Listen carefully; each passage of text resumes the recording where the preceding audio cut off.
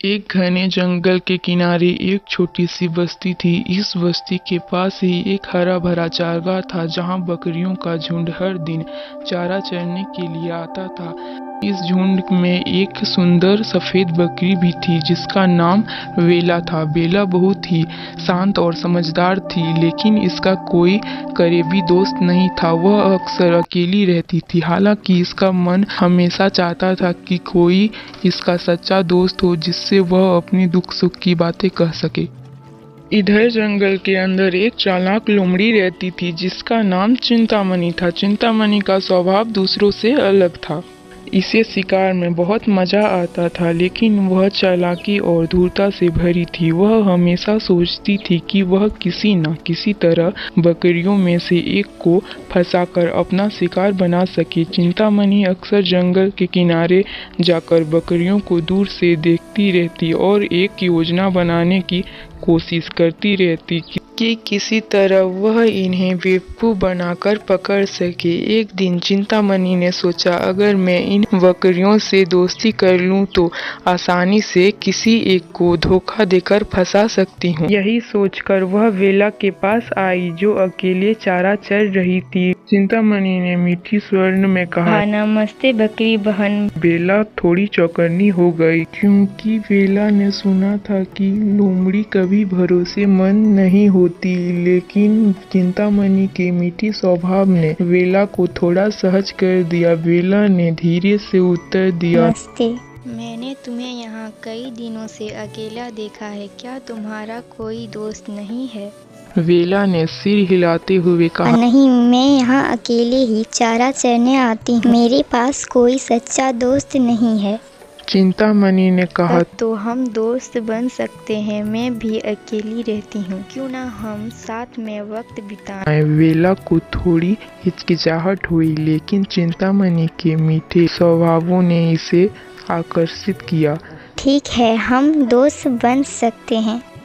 धीरे धीरे बेला और चिंतामणि की दोस्ती गहरी होती गई। हर दिन चिंतामणि बेला के साथ समय बिताते, इसे कहानियां सुनाती और इसे नए नए स्थान घुमाने के लिए जंगल की ओर ले जाती। बेला को अब खुशी महसूस होने लगी थी कि इसकी एक सच्ची दोस्त है। चिंतामणि हमेशा अपनी चालाकी का उपयोग करती थी ताकि बेला को अपनी बातों से प्रभावित कर सके। वह सोचती थी, जब बेला मुझे पूरी तरह से भरोसा करने लगेगी तभी मैं अपनी योजना का अंजाम दूंगी। हालांकि बेला पूरी तरह से मासूम थी और इसने कभी चिंतामणि की मंशा पर शक नहीं किया। वह हर दिन अपने नए दोस्त के साथ समय बिताने के लिए उत्साहित रहती। चिंतामणि ने एक दिन कहा, तुम्हें जंगल के अंदर चलना चाहिए। यहाँ बहुत सारे खूबसूरत दृश्य और फल फूल है जिसे तुमने कभी नहीं देखा होगा। बेला थोड़ी डरी क्योंकि उसने सुना था कि जंगल के अंदर खतरनाक जानवर रहते हैं, लेकिन चिंतामणि ने इसे आश्वासन दिया, डरो मत, मैं तुम्हारे साथ हूँ।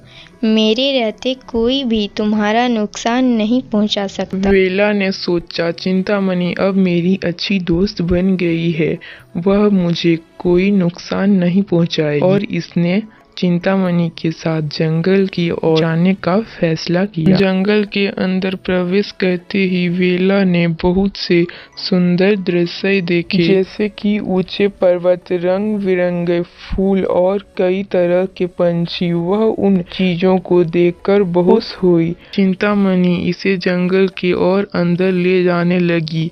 बेला को रास्ते का पता नहीं था, लेकिन वह चिंतामणि पे पूरा भरोसा कर रही थी। जंगल के एक गहरे हिस्से में पहुंचकर चिंतामणि ने सोचा कि समय आ गया है। इसने धीरे धीरे कहा, बेला तुम यहीं रुक जाओ, मैं तुम्हारे लिए कुछ खास फल लाकर देती हूँ। बेला ने खुशी खुशी सहमति दे दी और वहां बैठ गई, लेकिन जैसे ही चिंतामणि वहां से गई। बेला को कुछ अजीब लगने लगा।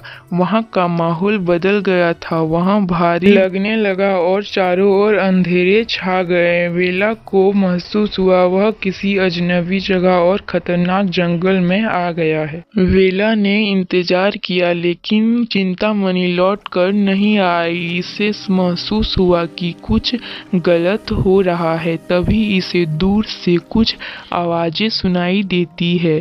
वह चौकन्नी हो गई और इसकी आंखों में डर समा गया। इसे समझ नहीं आ रहा कि अब क्या करना चाहिए। वह सोचने लगी, चिंतामणि इतनी देर से क्यों नहीं आई? क्या उसने मुझे यहाँ छोड़ दिया है? तभी अचानक एक शेर की दहाड़ सुनाई देती। बेला डर के मारे कांपने लगती। इसने सोचा कि अब इसकी जान खतरे में है, लेकिन तभी इसे अपनी समझ का उपयोग करना याद आया। इसने जंगल की ओर देखा और भागने का फैसला किया। बेला तेजी से जंगल से बाहर की ओर दौड़ने लगी। भागते भागते इसने अपनी पूरी ताकत लगा दी और किसी तरह से वह जंगल के किनारे तक पहुंच गई, जहां इसने अपने झुंड में पहुंचकर बेला को सुरक्षा का एहसास हुआ और इसने राहत की सांस ली। कुछ दिन बाद चिंतामणि फिर से बेला के पास आई और अपने चालाक भरी बातों से कहा, तुम जंगल से वापस कैसे आ गई? मैंने तो सोचा था कि तुम वहाँ रास्ता भटक गई। बेला ने दृढ़ता से जवाब दिया, चिंतामणि, मुझे अब समझ आ गया है कि तुम मेरे सच्चे दोस्त नहीं हो। दोस्ती का मतलब होता है एक दूसरे का साथ देना, ना कि किसी को धोखा देना। तूने मुझे धोखा दिया, लेकिन मैंने अपनी समझदारी से अपनी जान बचाई। अब मैं जान गई हूँ कि सच्ची दोस्ती क्या होती है। चिंतामणि को यह सुनकर झटका लगा, लेकिन इसने कोई उत्तर नहीं दिया।